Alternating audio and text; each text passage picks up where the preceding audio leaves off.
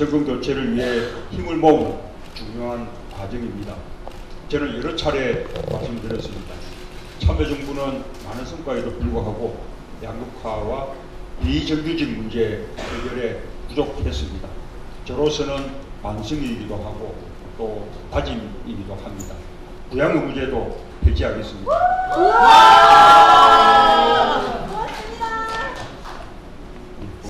다음은 노동 문제입니다. 우리 경제의 가장 근본적인 문제는 재벌 대기업 중심의 불공정, 불평등 경제입니다. 경제 성장의 과실을 재벌 대기업이 독식하고 가계소득은 늘지 않는 지금의 경제 시스템을 근본부터 개혁해야 합니다. 경제 민주화의 핵심은 노동에 있습니다. 재벌 개혁과 노동 정책이 결합돼야만 경제 민주화를 이룰 수 있습니다. 우리나라 노동자의 평균 근속 연수는 5년밖에 되지 않고 20대 노동자의 거의 대부분이 입사 3년 만에 퇴사를 하는 실정입니다. 그나마 일자리가 없어서 청년 실업은 최악이고 노동자 중 절반이 비정규직입니다. 이명박 박근혜 정부 10년 동안 노동은 철저히 배제됐습니다. 동일가치노동, 동일임금 원칙을 법제화하겠습니다. 공공부문에서부터 비정규직을 정규직으로 전환시키고 일체의 차별을 철폐하겠습니다. 최저임금 1만원 인상 노력하겠습니다. 노동이사제를 도입하고 노사정의 공고한 사회적 대화틀을 마련하겠습니다. 노동자 조직률을 높이고 단체 협약 적용률을 높이겠습니다. 특수고용 노동자의 고용보험, 산재보험을 의무화하고 노동 3권을 보장하겠습니다. 우선 오늘 이제 주제가 노동과 복지인데 아주 기초적인 의문을 갖고 있습니다. 여러분들 잘 아시겠지만 노동법 개혁에 맞서서 집회 시위를 했다는 이유로 대한민국 노동자 대표가 3년이라는 중형을 받고 지금 구속되어 있습니다. 이런 나라에서 사실 이 노동과 복지를 논의한다는 게 얼마나 공허한가 이런 생각을 하면서 이 단상에 올라왔습니다. 아마 정권 교체가 된다면 또 제가 대통령이 되면 바로 이런 부당한 그런 노동의 탄압, 구속되어 있는 분들 사면을 우선적으로 해야 된다고 생각을 합니다. 촛불 시민들이 원하는 과감한 개혁이 추진되기 위해서, 아니 유실되지 않기 위해서는 어떤 정권 교체가 되어야 하나, 어떤 정치 구도가 되어야 하나, 이 점에 대해서 우리가 깊이 생각해 볼 필요가 있다고 봅니다. 저는 당연히 정권 교체가 이루어져야 되지만 단지 새누리당과 민주당의 정권 교대로 과연 촛불이 원하는 과감한 변화 그리고 새로운 대한민국이 가능할 것인가에 대해서 많은 국민들이 물음표를 갖고 있다고 생각합니다. 이 점에 대해서 더 깊은 고민과 또 해법을 내놔야 할 자리가 바로 이 자리가 아닌가, 그런 말씀을 감히 드립니다. 대한민국의 새로운 변화가 가능하기 위해서는 60년 동안, 오랜 세월 동안 극단적으로 오른쪽으로 경도됐던 대한민국의 정치 구도를 과감하게 왼쪽으로 바꾸는 것이 이번 대선에서 가장 중요한 과제다, 이렇게 생각합니다. 지금 정권 교체의 가능성이 큰 민주당이 지금 이번 대선의 중심에 서 있습니다. 저는 이 민주당 오른쪽과 치열한 경쟁을 하는 과거의 구도로 이번 대선이 치러진다면 개혁은 앞으로 나아갈 수 없다, 단언합니다.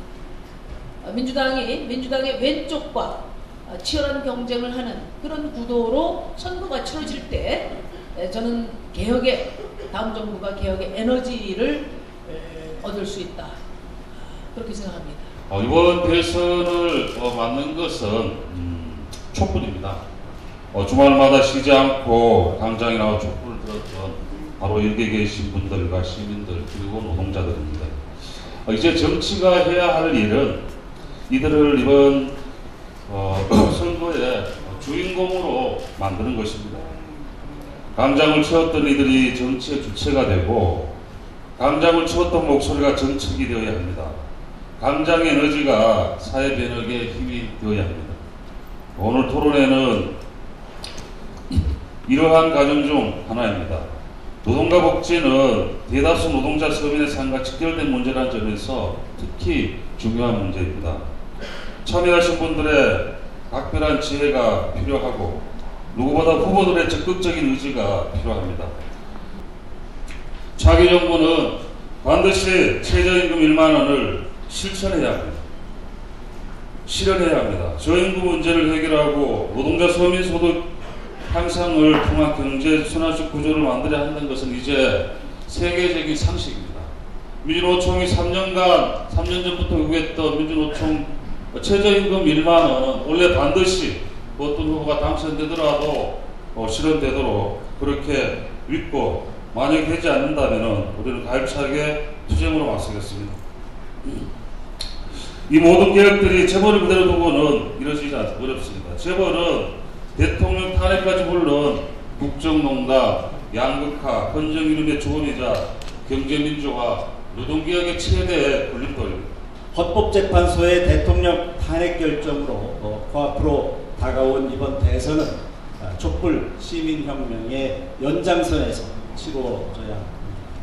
국회의 탄핵소추 의결과 헌재의 파면 결정에 이르기까지 정치적 동력으로 작동한 광장 시민의 목소리는 더 나은 삶, 정의롭고 공정한 사회를 요구하고 있습니다.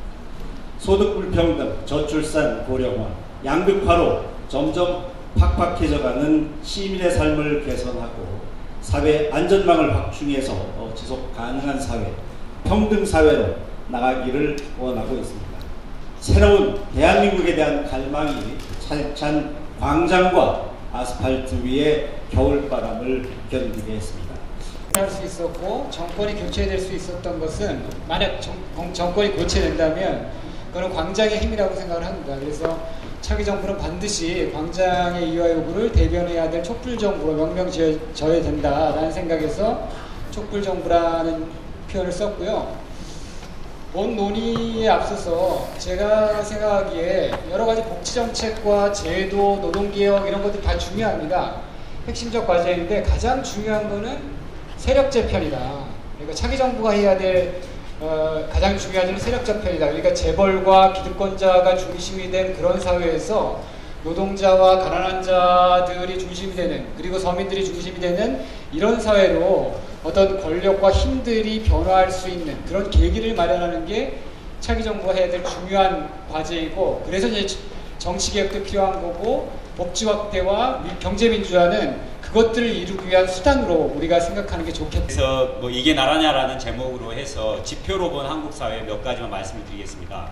먼저 첫 번째로는 경제 성장이 되면 일반적으로는 국민의 삶의 질이 함께 삶의 질이 올라간다고 믿고 있습니다. 하지만 통계청과 삶의 질 학회에서 공동 발표한 자료에 따르면 1인당 GDP가 지속적으로 지난 10년간 약 29% 정도 성장한 반면에 국민의 삶의 질은 11.8% 정도 증가한 데 그쳤다고 하고, 더욱더 심각한 것은 1인당 GDP의 성장과 그리고 국민의 삶의 질 향상의 격차가 점점 커지고 있다는 점 우리가 알 수 있습니다. 그리고 두 번째로는 여러 분야 중에서도 특히나 여기 나와 있듯이 임금과 고용 분야와 관련해서는 대단히 심각하게 가족 공동체와 관련된 그러한 지수를 제외하고는 가장 열악한 상황에 놓여 있음을 알 수 있습니다. 이 왼쪽의 그래프는, 왼쪽 상단의 그래프는 요거는 그 실업률입니다. 위에 거는 청년 실업률인데 청년 실업률은 약 12%에 달하고 있고, 그리고 그 밑에 있는 것은 전체 실업률인데 전체 실업률은 사상 최고치를 기록했는데 약 5% 수준입니다. 특히나 청년 실업률의 경우에 있어서는 체감 실업률, 즉 구직 단념자까지를 포함하면 약 4명에서 5명 중에 1명은 청년 실업자라는 것을 우리가 알 수 있고요. 크게 말씀드려서 문재인 후보가 대통령이 되면 무엇이 바뀌겠나, 여기에 대해서 아마 궁금하실 거라고 생각을 합니다.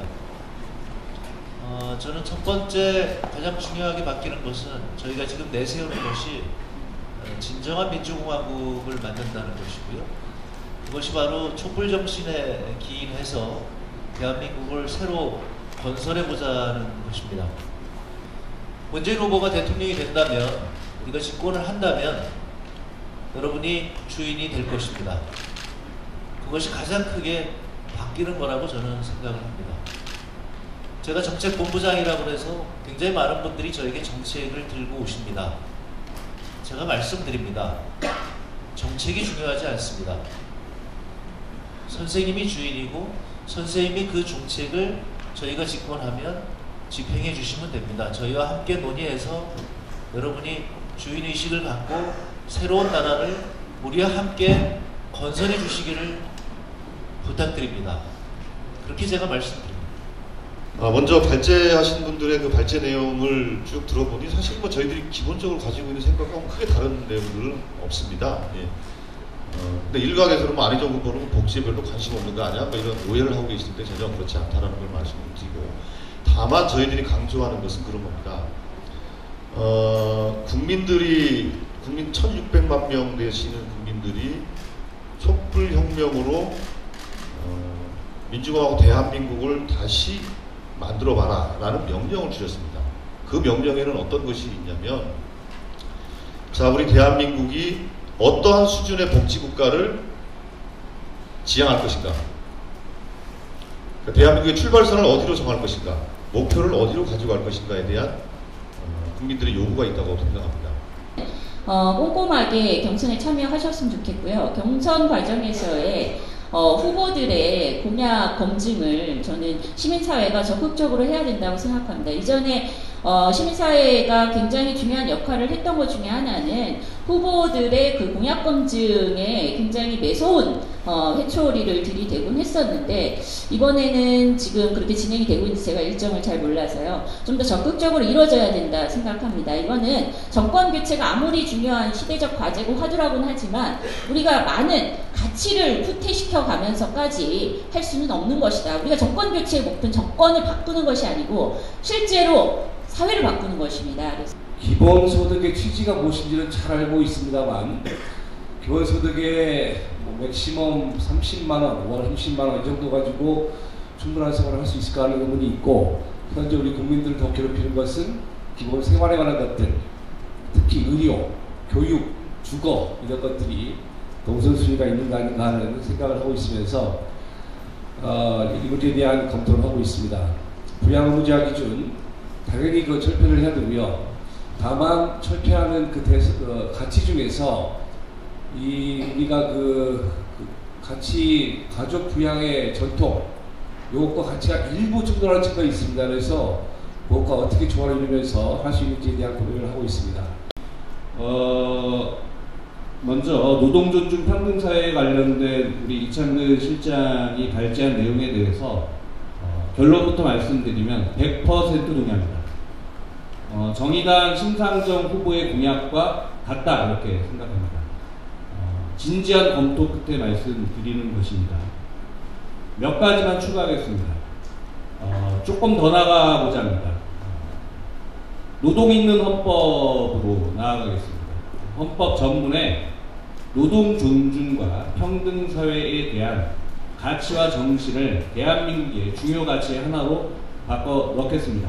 먼저 첫 번째로 모든 정당의 후보 진영에 좀 요청하고 싶은 것은, 현재 전체적인 그 대선 후보의 정책과 공약의 전반적인 트렌드가 일절의 공약은 대단히 풍부하고 상당히 현실적으로 많이 제시가 되고 있지만, 거기에 비해서 노동과 관련한 공약은 대단히 약하다. 즉 노동에 대한 공약이 마치 일자리 혹은 고용에 대한 공약으로 치환되고 있는 것이 아닌가라는 우려를 갖고 있다는 점 말씀드리고, 따라서 사실 우리나라 사회가 새로운 어떤 대한민국 혹은 평등사회로 나가는 데 있어서는 가장 중요한 것 중에 하나는 헌법에서 보장하고 있는 노동권을 어떻게 보장할 것인가, 그리고 노사관계의 어떤 자율성을 어떻게 정상화시킬 것인가가 대단히 중요한 과제라는 점을 다시 한번 말씀드립니다.